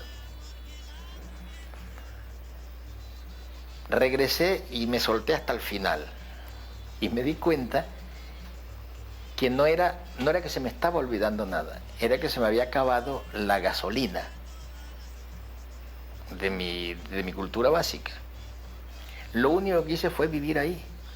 Después releyendo el libro, releyendo los originales, yo encontraba que había pequeños detalles. Una muchacha que de pronto miró así cuando pasó y tenía una pañoleta amarilla y tenía unos ojos azules, pero fue una ráfaga así. Todas esas cosas me parecía a mí que era lo que había enseñado. No, lo que necesitaba era tener otra vez ese ambiente metido dentro para seguir escribiendo, porque todo lo demás yo lo sabía de antemano. Me faltaba la gasolina para levantar el vuelo. Esa experiencia no la he olvidado. Bueno, esa es la historia, y así es como él concebía el Caribe, como no solamente su terruño, sino su hábitat, el lugar que lo inspiraba y el lugar que lo movía a escribir todas esas historias que él traía a la memoria, que en algún momento dado pues temió que haberla perdido y pues la recupera estando en su entorno. Nosotros, ¿cómo nos sentimos aquí encerrados? Hemos perdido nuestro entorno, hemos perdido contacto con la vida cotidiana, con el quehacer de cada día, y la única manera de enfrentar esta situación que estamos con el tema de la pandemia, pues es pasar esta cuarentena, este encierro y esta cárcel obligada a la que nos hemos visto, aún siendo inocentes de cualquier acto ilícito, pues nos vemos aquí encerrados porque una mano invisible, un poder invisible, pues nos tiene acorralados y nos tiene encerrados en nuestras casas. Hemos perdido nuestro espacio. ¿Cómo es entonces la posibilidad de ser solidarios en este momento, en este instante? Así que, pues, coméntelo. ¿Cómo es ser solidario? Diga usted, a partir de estas historias, reconstruyendo un poco la memoria de Gabriel García Márquez, cómo esto nos ayuda a nosotros a vivir una cuarentena y a ubicarnos siempre en el espacio en el que habitualmente solemos estar, en nuestras actividades, en nuestra vida cotidiana. Démosle un poco de vuelo a la imaginación, hagamos memoria y empecemos a reconectarnos y a palparnos a nosotros mismos y a sentir ese contacto con nuestro entorno, con nuestra familia, con nuestros hogares. Entonces, yo creo que vale la pena pensar un poquito cómo podemos ser solidarios aún estando encerrados en la cuarentena. Entonces esa es el reto, la pregunta que le lanzo a toda nuestra audiencia para que nos cuente un poquito acerca de eso, que nos digan, que nos llamen, que nos escriban. ¿A qué números, Wilson, a qué número telefónico pueden comunicarse o mandar un mensaje por WhatsApp para que no tengan que llamar, sino simplemente mandan un mensaje y nos dicen ustedes cómo es ser solidario y cómo podemos ser solidarios desde nuestras mismas casas, desde nuestros hogares, desde nuestro encierro? ¿Cómo podemos ser solidarios? ¿Cómo podemos identificarnos con el otro? ¿Cómo podemos establecer ese contacto y no desconectarnos con la realidad cotidiana, Wilson? Se pueden comunicar al 313-452-1868 y el 931-2906. Listo. ¿Y el WhatsApp por dónde? El 313-452-1868. Digámoslo más despacio para que la gente lo anote, los que no lo han anotado. 313, sí señores. Luego sigue el 452, luego el 18 y luego el 68. 1868. Bueno, muy bien. Pues entonces para que nos escriban y nos cuenten. Estamos aquí recortando algunas historias, algunos relatos, algunos cuentos de Gabriel García Márquez acerca de su vida, de su pasado. Pues estamos apelando a distintos momentos de su vida. Hemos visto algunas entrevistas cuando estaba muy joven. Una primera entrevista, tal vez la primera entrevista que ofreció para un medio de comunicación en Colombia, que lo hizo, su entrevistador fue otro de los grandes escritores también de nuestro país, Germán Castro Caicedo, periodista que además ha escrito una enorme cantidad de títulos, de libros que han sido muy interesantes. Recuerdo uno con mucho cariño y mucho afecto porque es un libro que me lleva como a la infancia, ¿sí? Se llama El Cachalandrán Amarillo, que realmente recoge una serie de historias, de cuentos, de historias de una serie de viajes que él hizo por algunas regiones del país y particularmente por el Pacífico. Tuvo la oportunidad también de recoger allí unas historias muy bonitas, muy bellas, que yo las recomiendo, sobre todo para los niños. Ese libro, ese texto que me transportó al pasado, a la infancia, se llama El Cachalandrán Amarillo. Se lo recomiendo, muy bueno también, de este escritor Germán Castro Caicedo.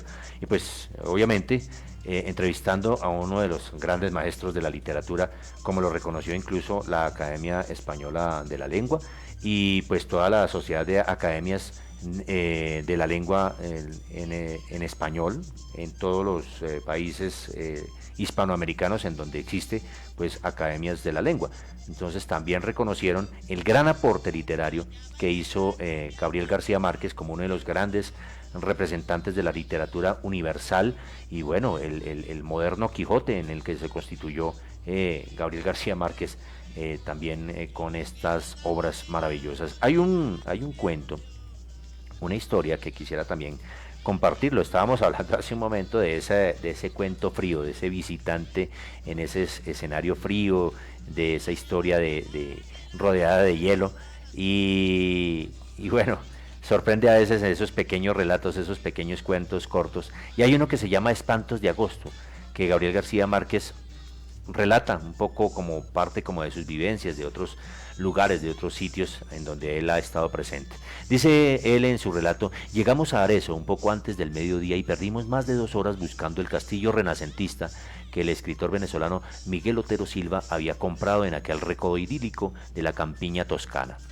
Era un domingo de principios de agosto, ardiente y bullicioso, y no era fácil encontrar a alguien que supiera algo en las calles abarrotadas de turistas. Al cabo de muchas tentativas inútiles, volvimos al automóvil, abandonamos la ciudad por un sendero de cipreses sin indicaciones viales y una vieja pastora de gansos nos indicó con precisión dónde estaba el castillo.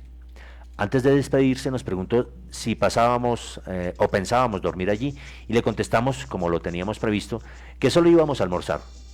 Menos mal, dijo ella, porque en esa casa espantan.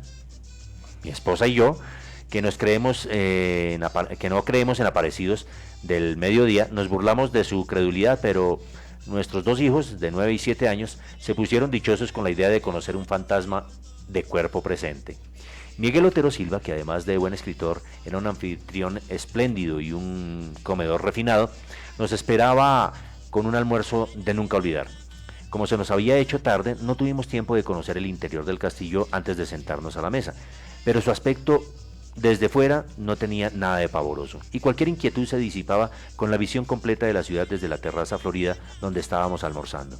Era difícil creer que en aquella colina de casas encaramadas, donde apenas cabían 90.000 personas, hubieran nacido tantos hombres de genio perdurable. Sin embargo, Miguel Otero Silva nos dijo con su humor caribe que ninguno de tantos era el más insigne de Arezzo. El más grande, sentenció, fue Ludovico. Así, sin apellidos, Ludovico, el gran señor de las artes y de la guerra, que había construido aquel castillo de su desgracia, y de quien Miguel nos habló durante todo el almuerzo. Nos habló de su poder inmenso, de su amor contrariado y de su muerte espantosa. Nos contó cómo fue que en un instante de locura del corazón había apuñalado a su dama en el lecho donde acababan de amarse, y luego asusó contra sí mismo a sus feroces perros de guerra que lo despedazaron a dentelladas. Nos aseguró muy en serio que a partir de la medianoche el espectro de Ludovico deambulaba por la casa en tinieblas tratando de conseguir el sosiego de su purgatorio de amor. El castillo en realidad era inmenso y sombrío, pero a pleno día, con el estómago lleno y el corazón contento, el relato de Miguel no podía parecer sino una broma, como tantas otras suyas para entretener a sus invitados. Los 82 cuartos que recorrimos sin asombro después de la siesta habían padecido toda clase de mudanzas de sus dueños sucesivos. Miguel había restaurado por completo la planta baja y se había hecho construir un dormitorio moderno con suelos de mármol e instalaciones para sauna y cultura física, y la terraza de flores intensas donde habíamos almorzado. La segunda planta, que había sido la más usada en el curso de los siglos, era una sucesión de cuartos sin ningún carácter, con muebles de diferentes épocas abandonados a su suerte. Pero en la última se conservaba una habitación intacta por donde el tiempo se había olvidado de pasar. Era el dormitorio de Ludovico. Fue un instante mágico. Allí estaba la cama de cortinas bordadas con hilos de oro y el sobrecama de prodigios de pasamanería todavía acartonado por la sangre seca de la amante sacrificada. Estaba la chimenea con las cenizas heladas y el último leño convertido en piedra, el armario con sus armas bien cebadas y el retrato al óleo del caballero pensativo en un marco de oro pintado por alguno de los maestros florentinos que no tuvieron la fortuna de sobrevivir a su tiempo.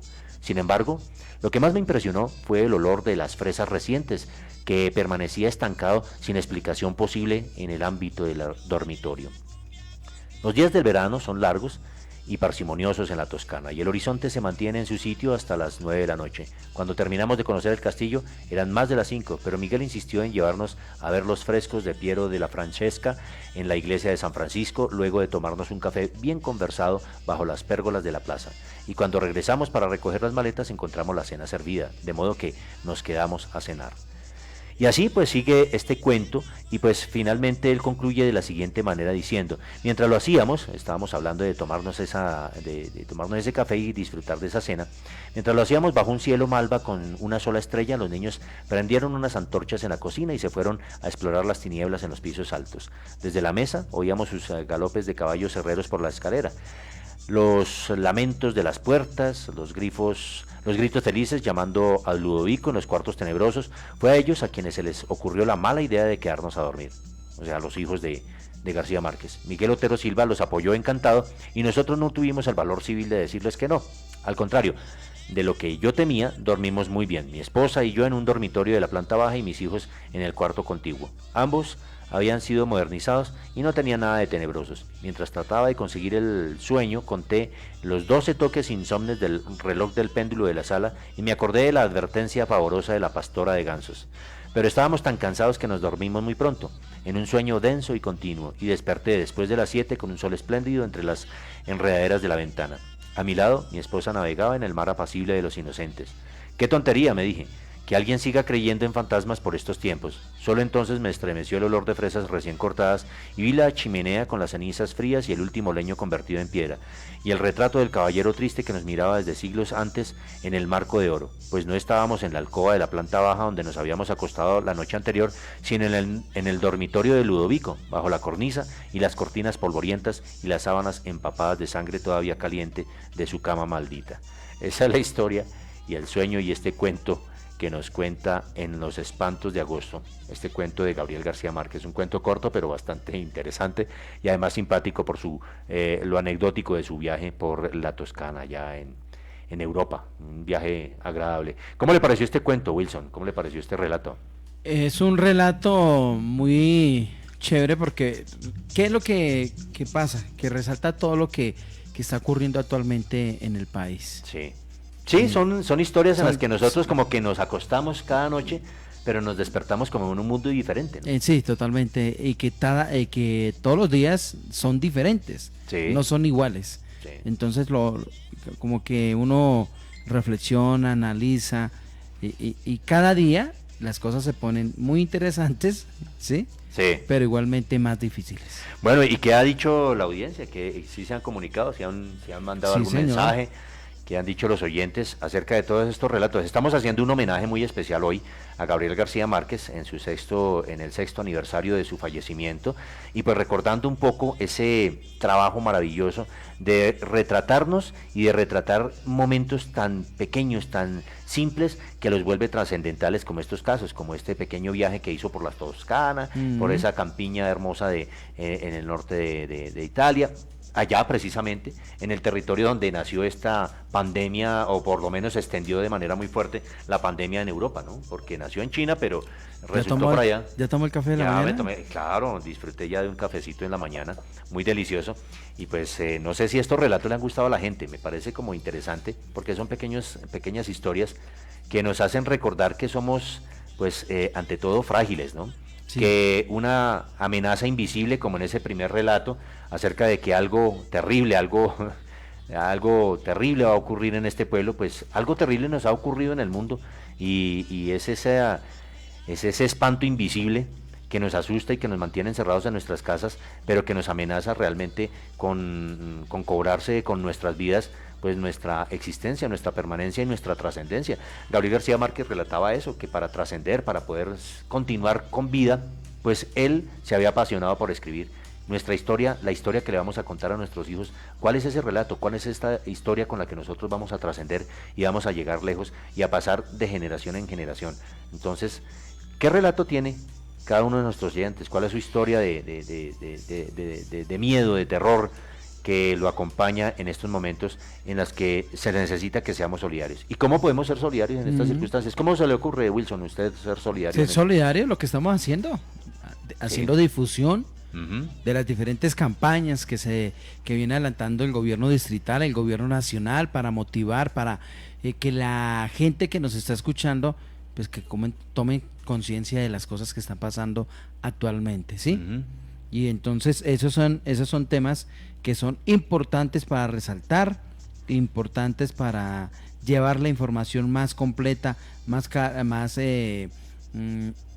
veraz a los ciudadanos. Y estamos haciendo esto, sí, haciendo esto también para entretener un poco a la gente y sacarla como de su cotidianidad, y que la gente pueda imaginarse otras cosas, pueda imaginarse cómo será el mundo después de la pandemia, ¿sí? Cómo será la vida de cada uno de nosotros después de la pandemia, y obviamente ese llamado a la solidaridad para que todos estemos permanentemente acompañados y estemos muy atentos a ver cómo ayudamos a los demás, porque tenemos que superar este reto. Esta es una prueba bastante grande y bueno, la idea es superarla. Escuchemos un poco también un poco más de la voz de García Márquez en un ratito. Como estamos hablando de solidaridad, este es un mensaje de solidaridad que se está haciendo a través del gobierno distrital. Soy Claudia López, alcaldesa mayor de Bogotá. Los invito a unirnos este domingo a la Gran Donatón Bogotá Solidaria en Casa. 12 horas de solidaridad imparable. Desde tu casa, ingresa a bogotasolidariaencasa.gov.co y haz tu donación para una familia que nos necesita en este momento. Cada hora, desde las 8 de la mañana, podrás ver el informe de cómo va la Donatón en todos los medios de comunicación y en las redes de la Alcaldía Mayor. Unámonos por quienes más nos necesitan en este momento. Eso es solidaridad. ¿Eso es solidaridad? Sí, 100%. ¿Y qué nos dice la audiencia? Y la audiencia aquí también, vea. Aquí está Raúl. Saludan a Raúl. Bueno. Ya iba a decir Raúl, Sandra Castellanos. Sandra nos está saludando, pues. Sí, Sandra Castellanos. Sandra, pues un cordial saludo. Y Sandra, ¿qué nos dice acerca de cómo podemos ser solidarios? ¿Qué es ser solidario? O sea, ¿soy solidario cuando hago qué? ¿Sí? Mire, ella dice una manera de ser generoso es de la casa o de ser a las instrucciones que hace el gobierno nacional, ayudar mucho a la gente, ser 100% solidarios. Zuli en Bilbao, un saludo especial para la gente de Bilbao acá en Suba. Una manera de ser generoso hay que brindar amor y cariño. Y si es posible a ese vecino que está pasando por situaciones difíciles, hacerle pues un platico de comida, ofrecerla, un café, un pan, ayudar mucho a los niños que están en la calle. Eso es ser solidario. Sí. Diana Muñoz me dice, lo estoy escuchando desde el barrio Nueva Zelanda, qué rico. Ay, qué bueno, un saludo muy cordial allá en el barrio Nueva Zelanda. Ella dice acá, qué rico uno ser amable, cordial, generoso, ¿sí? Ayudándole a la gente que está en estos momentos difíciles, especialmente a los habitantes de calle. Sí. Juan Pablo Vargas, desde el barrio La Gaitana. La manera más generosa de ayudar sería acatar las medidas que hace el gobierno nacional, porque no las acatan. Mucha gente en la calle. Sí. Hay que colaborar, porque usted se enferma y ustedes, eso es llevarle la enfermedad al médico, me dice acá. Sí. Un abrazo para todos los de Suba Alternativa, excelente emisora. Los queremos muchas gracias. Y un saludo para Luz Mary Cruz Rairán, que nos está escuchando desde San Juan de Río Seca. Una gran amiga que hace como 10 años que era súper amiga de Nelly y ahora se perdió. Ese rato no está trabajando. Pero nerviosa. Es que con esta cuarentena, ¿quién sale a hacer visitas? Es difícil hacer visita en esta cuarentena. Ella dice que está metida ya, que no quiere salir de San Juan de Río Seco, donde ella nació. Bueno, muy bien. Otro cuento corto, mira aquí un cuento corto, que es además está dentro de los 5 cuentos cortos más bellos del mundo. Y este cuento corto, pues no tiene título, pero nos cuenta lo siguiente Gabriel García Márquez. Un niño de unos 5 años que ha perdido a su madre entre la muchedumbre de una feria, se acerca a un agente de la policía y le pregunta: ¿no ha visto usted a una señora que anda sin un niño como yo? Y ahí termina el cuento. ¿Así de cortico? Así de cortico. Por eso se llama los cuentos cortos más bellos del mundo. Y este está dentro de los 5 cuentos cortos más bellos del mundo. Este pequeño cuentico. ¿Qué le pareció? Interesante, pequeñito. Pequeñito, es un cuento muy pequeño. Y bueno, eso es parte de la literatura de Gabriel García Márquez. Fíjese que todo está en los detalles, ¿no? Entonces podemos ser solidarios con pequeños detalles. No se necesitan las grandes donaciones, sino que tenemos que ser simple y llanamente solidarios. Entonces, ¿cómo puedo ser solidario en casa? ¿Cómo puedo ser solidario en casa? ¿Cómo se te ocurre? Quedarse en la casa. Sí, ayudar ser solidario. Ayudar a la mujer, ayudar a lavar la loza cuando desayuna uno. Sí. Sí, yo soy así, yo soy muy juicioso en la casa. Sí, bastante juicioso. Sí. Bueno, tiene que serlo. Sí. Cuando termino de desayunar uno levanta los platos, lava la loza y a trabajar en la emisora. Y a trabajar en la emisora, muy bien, eso sí. Pero es que la mujer lo quiere a uno. Sí, excelente, muy bien, eso es un privilegio maravilloso.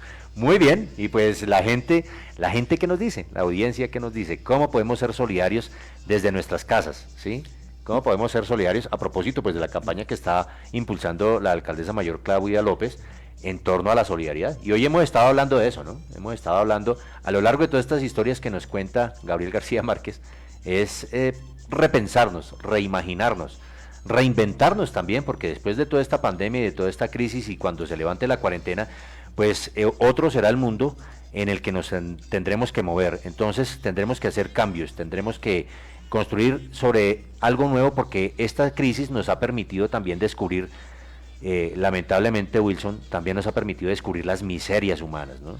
Cómo desde ciertos escenarios, ciertos espacios, pues no hay compasión, no hay solidaridad, no hay el más mínimo gesto de humanidad y de solidaridad con las demás personas. Y la gente reclama solidaridad. ¿Qué tal la banca? ¿Qué tal los banqueros? ¿Serán capaces de ser solidarios o solamente el deseo codicioso de acumular capital y riquezas y dinero? ¿De qué sirve todo eso en circunstancias como las que estamos pasando o atravesando en este momento? ¿Sí? Claro. Sí. Un saludo especial. ¿Lo están saludando? ¿Me están saludando? Sí, bueno, aquí por... ¿Usted conoce a Sandra Yané Gordillo Pedrosa? Sandra Yané, claro que la conozco. Le envío un saludo especial. Ella dice que ayuda en la casa, es orientando a la gente. Ajá. Especialmente a los adultos mayores, me dice acá Sandra Gordillo. No, y que Sandra tiene, digamos que un conocimiento por la cercanía de haber trabajado con el sector salud, sí. Tiene un conocimiento muy cercano de cómo aconsejar y cómo orientar a las personas y efectivamente brindar consejo a los adultos mayores en circunstancias como las que estamos viviendo, sobre todo que tienen que permanecer encerrados hasta el 31 de mayo, pues también es bueno para ayudar a que los adultos mayores puedan sobrellevar este encierro al que están sometidos, que a propósito, pues yo le envío un saludo también a una gran amiga, Ana María Guerrero, sí. Que está encerrada, está ahí encerrada, le toca por fuerza estar ahí hasta el 31 de mayo, ahí encerrada, o sea, se pasa la cuarentena y continúa ella en cuarentena. Saludo especial también de Carlos Eduardo Monroy, nos está escuchando desde la Ciudadela Col Subsidio. Es el gran director, el gran maestro de la orquesta Tropivan Mulatos Orquesta. Bueno, ¿y qué dice de cuál es como la manera de expresar esa solidaridad de parte nuestra? Él simplemente saludo especial a los de su alternativa. Bueno, saludando a la gente también, sí, recordando sí, claro. a los amigos, recordando a la gente, así de esa manera también podemos expresar solidaridad. Y vamos a sorprendernos con otro cuento corto. Ahí me da risa porque es que esos cuentos cortos precisamente son tan cortos que uno dice, ¿y ya se terminó el cuento? Sí. Entonces, está también dentro de los 5 cuentos cortos más bellos del mundo. Esta historia no tiene título, ¿no? Es un mini cuento, pero dice: Mary Jo, de 2 años de edad, estaba aprendiendo a jugar en tinieblas, después de que sus padres, el señor y la señora May, se vieron obligados a escoger entre la vida de la pequeña o que quedara ciega para el resto de su vida. A la pequeña Mary Jo le sacaron ambos ojos en la clínica Mayo, después de que 6 eminentes especialistas dieron su diagnóstico: retinoblastoma. A los 4 días después de operada, la pequeña dijo: mamá, no puedo despertarme. Ese es el cuento corto que nos relata aquí Gabriel García Márquez. Es pequeñito, pero fíjate que nos habla de una tragedia humana, de una niña que pierde sus ojos, pero ella lo siente como esa sensación de no poderse despertar. Y qué bueno también vivir en un sueño eterno, ¿no? Vivir en un sueño constante, en un sueño permanente, la vida, ¿no? Estar conscientes de que estamos en la vida y vivirla como un sueño. Pero también está ese sueño eterno al que nos enfrentamos ante la amenaza de la muerte por digamos, esta causa invisible que nos puede causar tanto daño si no nos cuidamos, si no somos solidarios, si no respetamos las normas de mantenernos en cuarentena. Y pues mañana, es para este domingo, ¿no? La jornada de la campaña solidaria que es la Donatón que está haciendo la alcaldía mayor. Eso es de 8 de la mañana, este domingo de 8 de la mañana a 8 de la noche. O sea, mañana 19 de abril. 19 de abril, sí, señores. Mañana 19 de abril. Entonces estamos sumándonos con este programa especial. Fíjese que hemos enlazado varias cosas, ¿no? Le hemos hecho un homenaje a Gabriel García Márquez, pero sus historias también nos permiten conectarnos con nuestra realidad y hacer que de esta experiencia saquemos también nuestros propios relatos. Qué rico. Y también la presencia del alcalde nuevo de Suba. Sí, que también nos ha relatado su visión, ¿no? Una visión de cómo, con qué ánimo y con qué visión viene él a ejercer sus funciones como alcalde de la localidad, y pues ha hecho también algunos anuncios muy importantes que en este momento pues vamos a tener que hacer la declaratoria. Lo han pedido constantemente los miembros de la Junta Administradora Local, que se declare la emergencia o la urgencia manifiesta para poder disponer de estos recursos hacia las ayudas que necesita la localidad, 48.000 millones de pesos. Vamos a ver cómo nos va, porque hay que estirar ese billete, hay que agarrar allá a Bolívar, a Santander, a apretar esos billetes muy fuerte hasta que saquen la lengua en el billete, ¿no? La próxima semana será noticia. La próxima semana será noticia, como también el nombramiento seguramente del reemplazo del comandante de la policía de la localidad de Suba. No, que ya es noticia, ya tengo el dato. Sí, ya tiene el dato. Ah, bueno, listo, entonces sí, ahorita en un ratico. Miren las redes sociales de Suba Alternativa. Sí, eso está. Se enteran de mucha noticia de Suba. Sí, ahí estamos. Y bueno, no olviden conectarse siempre con nuestros números telefónicos. Estamos ya llegando al final de nuestro programa, Wilson. ¿Tenemos ahí alguna información adicional? Adicional, no, hacerles la invitación a todos los ciudadanos a que participen de esta importante jornada que adelanta la alcaldesa de Bogotá. Escuchemos esa. Alcaldesa Mayor de Bogotá. Los invito a unirnos este domingo a la Gran Donatón Bogotá Solidaria en Casa. 12 horas de solidaridad imparable. Desde tu casa, ingresa a bogotasolidariaencasa.gov.co y haz tu donación para una familia que nos necesita en este momento. Cada hora, desde las 8 de la mañana, podrás ver el informe de cómo va la donatón en todos los medios de comunicación y en las redes de la Alcaldía Mayor. Unámonos por quienes más nos necesitan en este momento. Alcaldía Mayor de Bogotá. Bueno, ahí está ese mensaje a la solidaridad que está haciendo un llamado la alcaldesa mayor para que quienes tienen posibilidades de ayudar a alguien más con un aporte pequeño, grande, no importa, para poder permitir que otras personas puedan tener la posibilidad de alimentarse, de tener comida. Brindemos ayuda en todas las formas posibles, seamos creativos, imaginativos en eso, así como hemos intentado hoy ser lo más imaginativos y tratar de distraer un poco la mente con los relatos de Gabriel García Márquez en este homenaje que le hacemos, y que además es una invitación constante a la solidaridad y a repensarnos en lo que estamos haciendo y realmente empezar a pensar en el sentido que tienen nuestras vidas y lo que estamos haciendo en nuestra cotidianidad, Wilson. Bueno, nos vamos, nos despedimos. Muchas gracias a Raúl Benítez Ortega, que siempre hace ese programa de 8 a 10 de la mañana aquí en el Café de la Mañana por Suba Alternativa. Muchas gracias. Y ¿qué tenemos de invitados para la otra semana para despedirnos ya? Bueno, vamos ya a cuadrar muy bien los invitados que tenemos previstos. Vamos a hablar también de quienes son viajeros por el mundo y que se han enamorado de Colombia, y vamos a intentar hacer ese contacto. Hay quienes han echado raíces en Colombia, incluso extranjeros que se han enamorado de Colombia y se han hecho colombianos. Entonces queremos contar esa historia y por qué ellos, tomándonos un café con ellos, por qué ellos terminan enamorados de nuestro país y por qué podemos nosotros ser pues mejores todavía a partir de esta experiencia que hemos vivido durante toda esta temporada de cuarentena. Entonces mañana, domingo 19 de abril, estamos de donatón, y a través de la plataforma de bogotasolidariaencasa.gov.co la gente puede consultar y puede mirar y entrar y hacer su donación y ayudar a una familia que así lo necesite.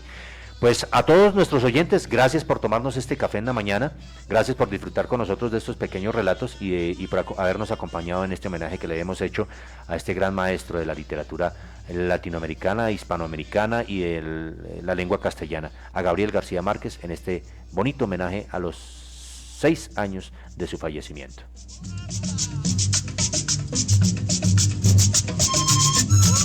Hola, soy Claudia López, alcaldesa mayor de Bogotá. Los invito a unirnos este domingo a la Gran Donatón Bogotá Solidaria en Casa. 12 horas de solidaridad imparable. Desde tu casa, ingresa a bogotasolidariaencasa.gov.co y haz tu donación para una familia que nos necesita en este momento. Cada hora, desde las 8 de la mañana, podrás ver el informe de cómo va la donatón en todos los medios de comunicación y en las redes de la Alcaldía Mayor. Unámonos por quienes más nos necesitan en este momento. Alcaldía Mayor de Bogotá. Aquí finaliza el Café de la Mañana de Suba Alternativa. Los invitamos el próximo sábado a una nueva emisión a partir de las 8 de la mañana. ¡Feliz día! El café cada mañana. Esta es Subalternativa, www.subalternativa.com, emisora perteneciente a la Mesa de Comunicaciones de la localidad de Suba. Subalternativa, marca la diferencia. Marca la diferencia. Hola, soy Claudia López, alcaldesa mayor de Bogotá. Los invito a unirnos este domingo a la Gran Donatón Bogotá Solidaria en Casa. 12 horas de solidaridad imparable. Desde tu casa, ingresa a bogotasolidariaencasa.gov.co y haz tu donación para una familia que nos necesita en este momento. Cada hora, desde las 8 de la mañana, podrás ver el informe de cómo va la Donatón en todos los medios de comunicación y en las redes de la Alcaldía Mayor. Unámonos por quienes más nos necesitan en este momento. Alcaldía Mayor de Bogotá. Contra el coronavirus.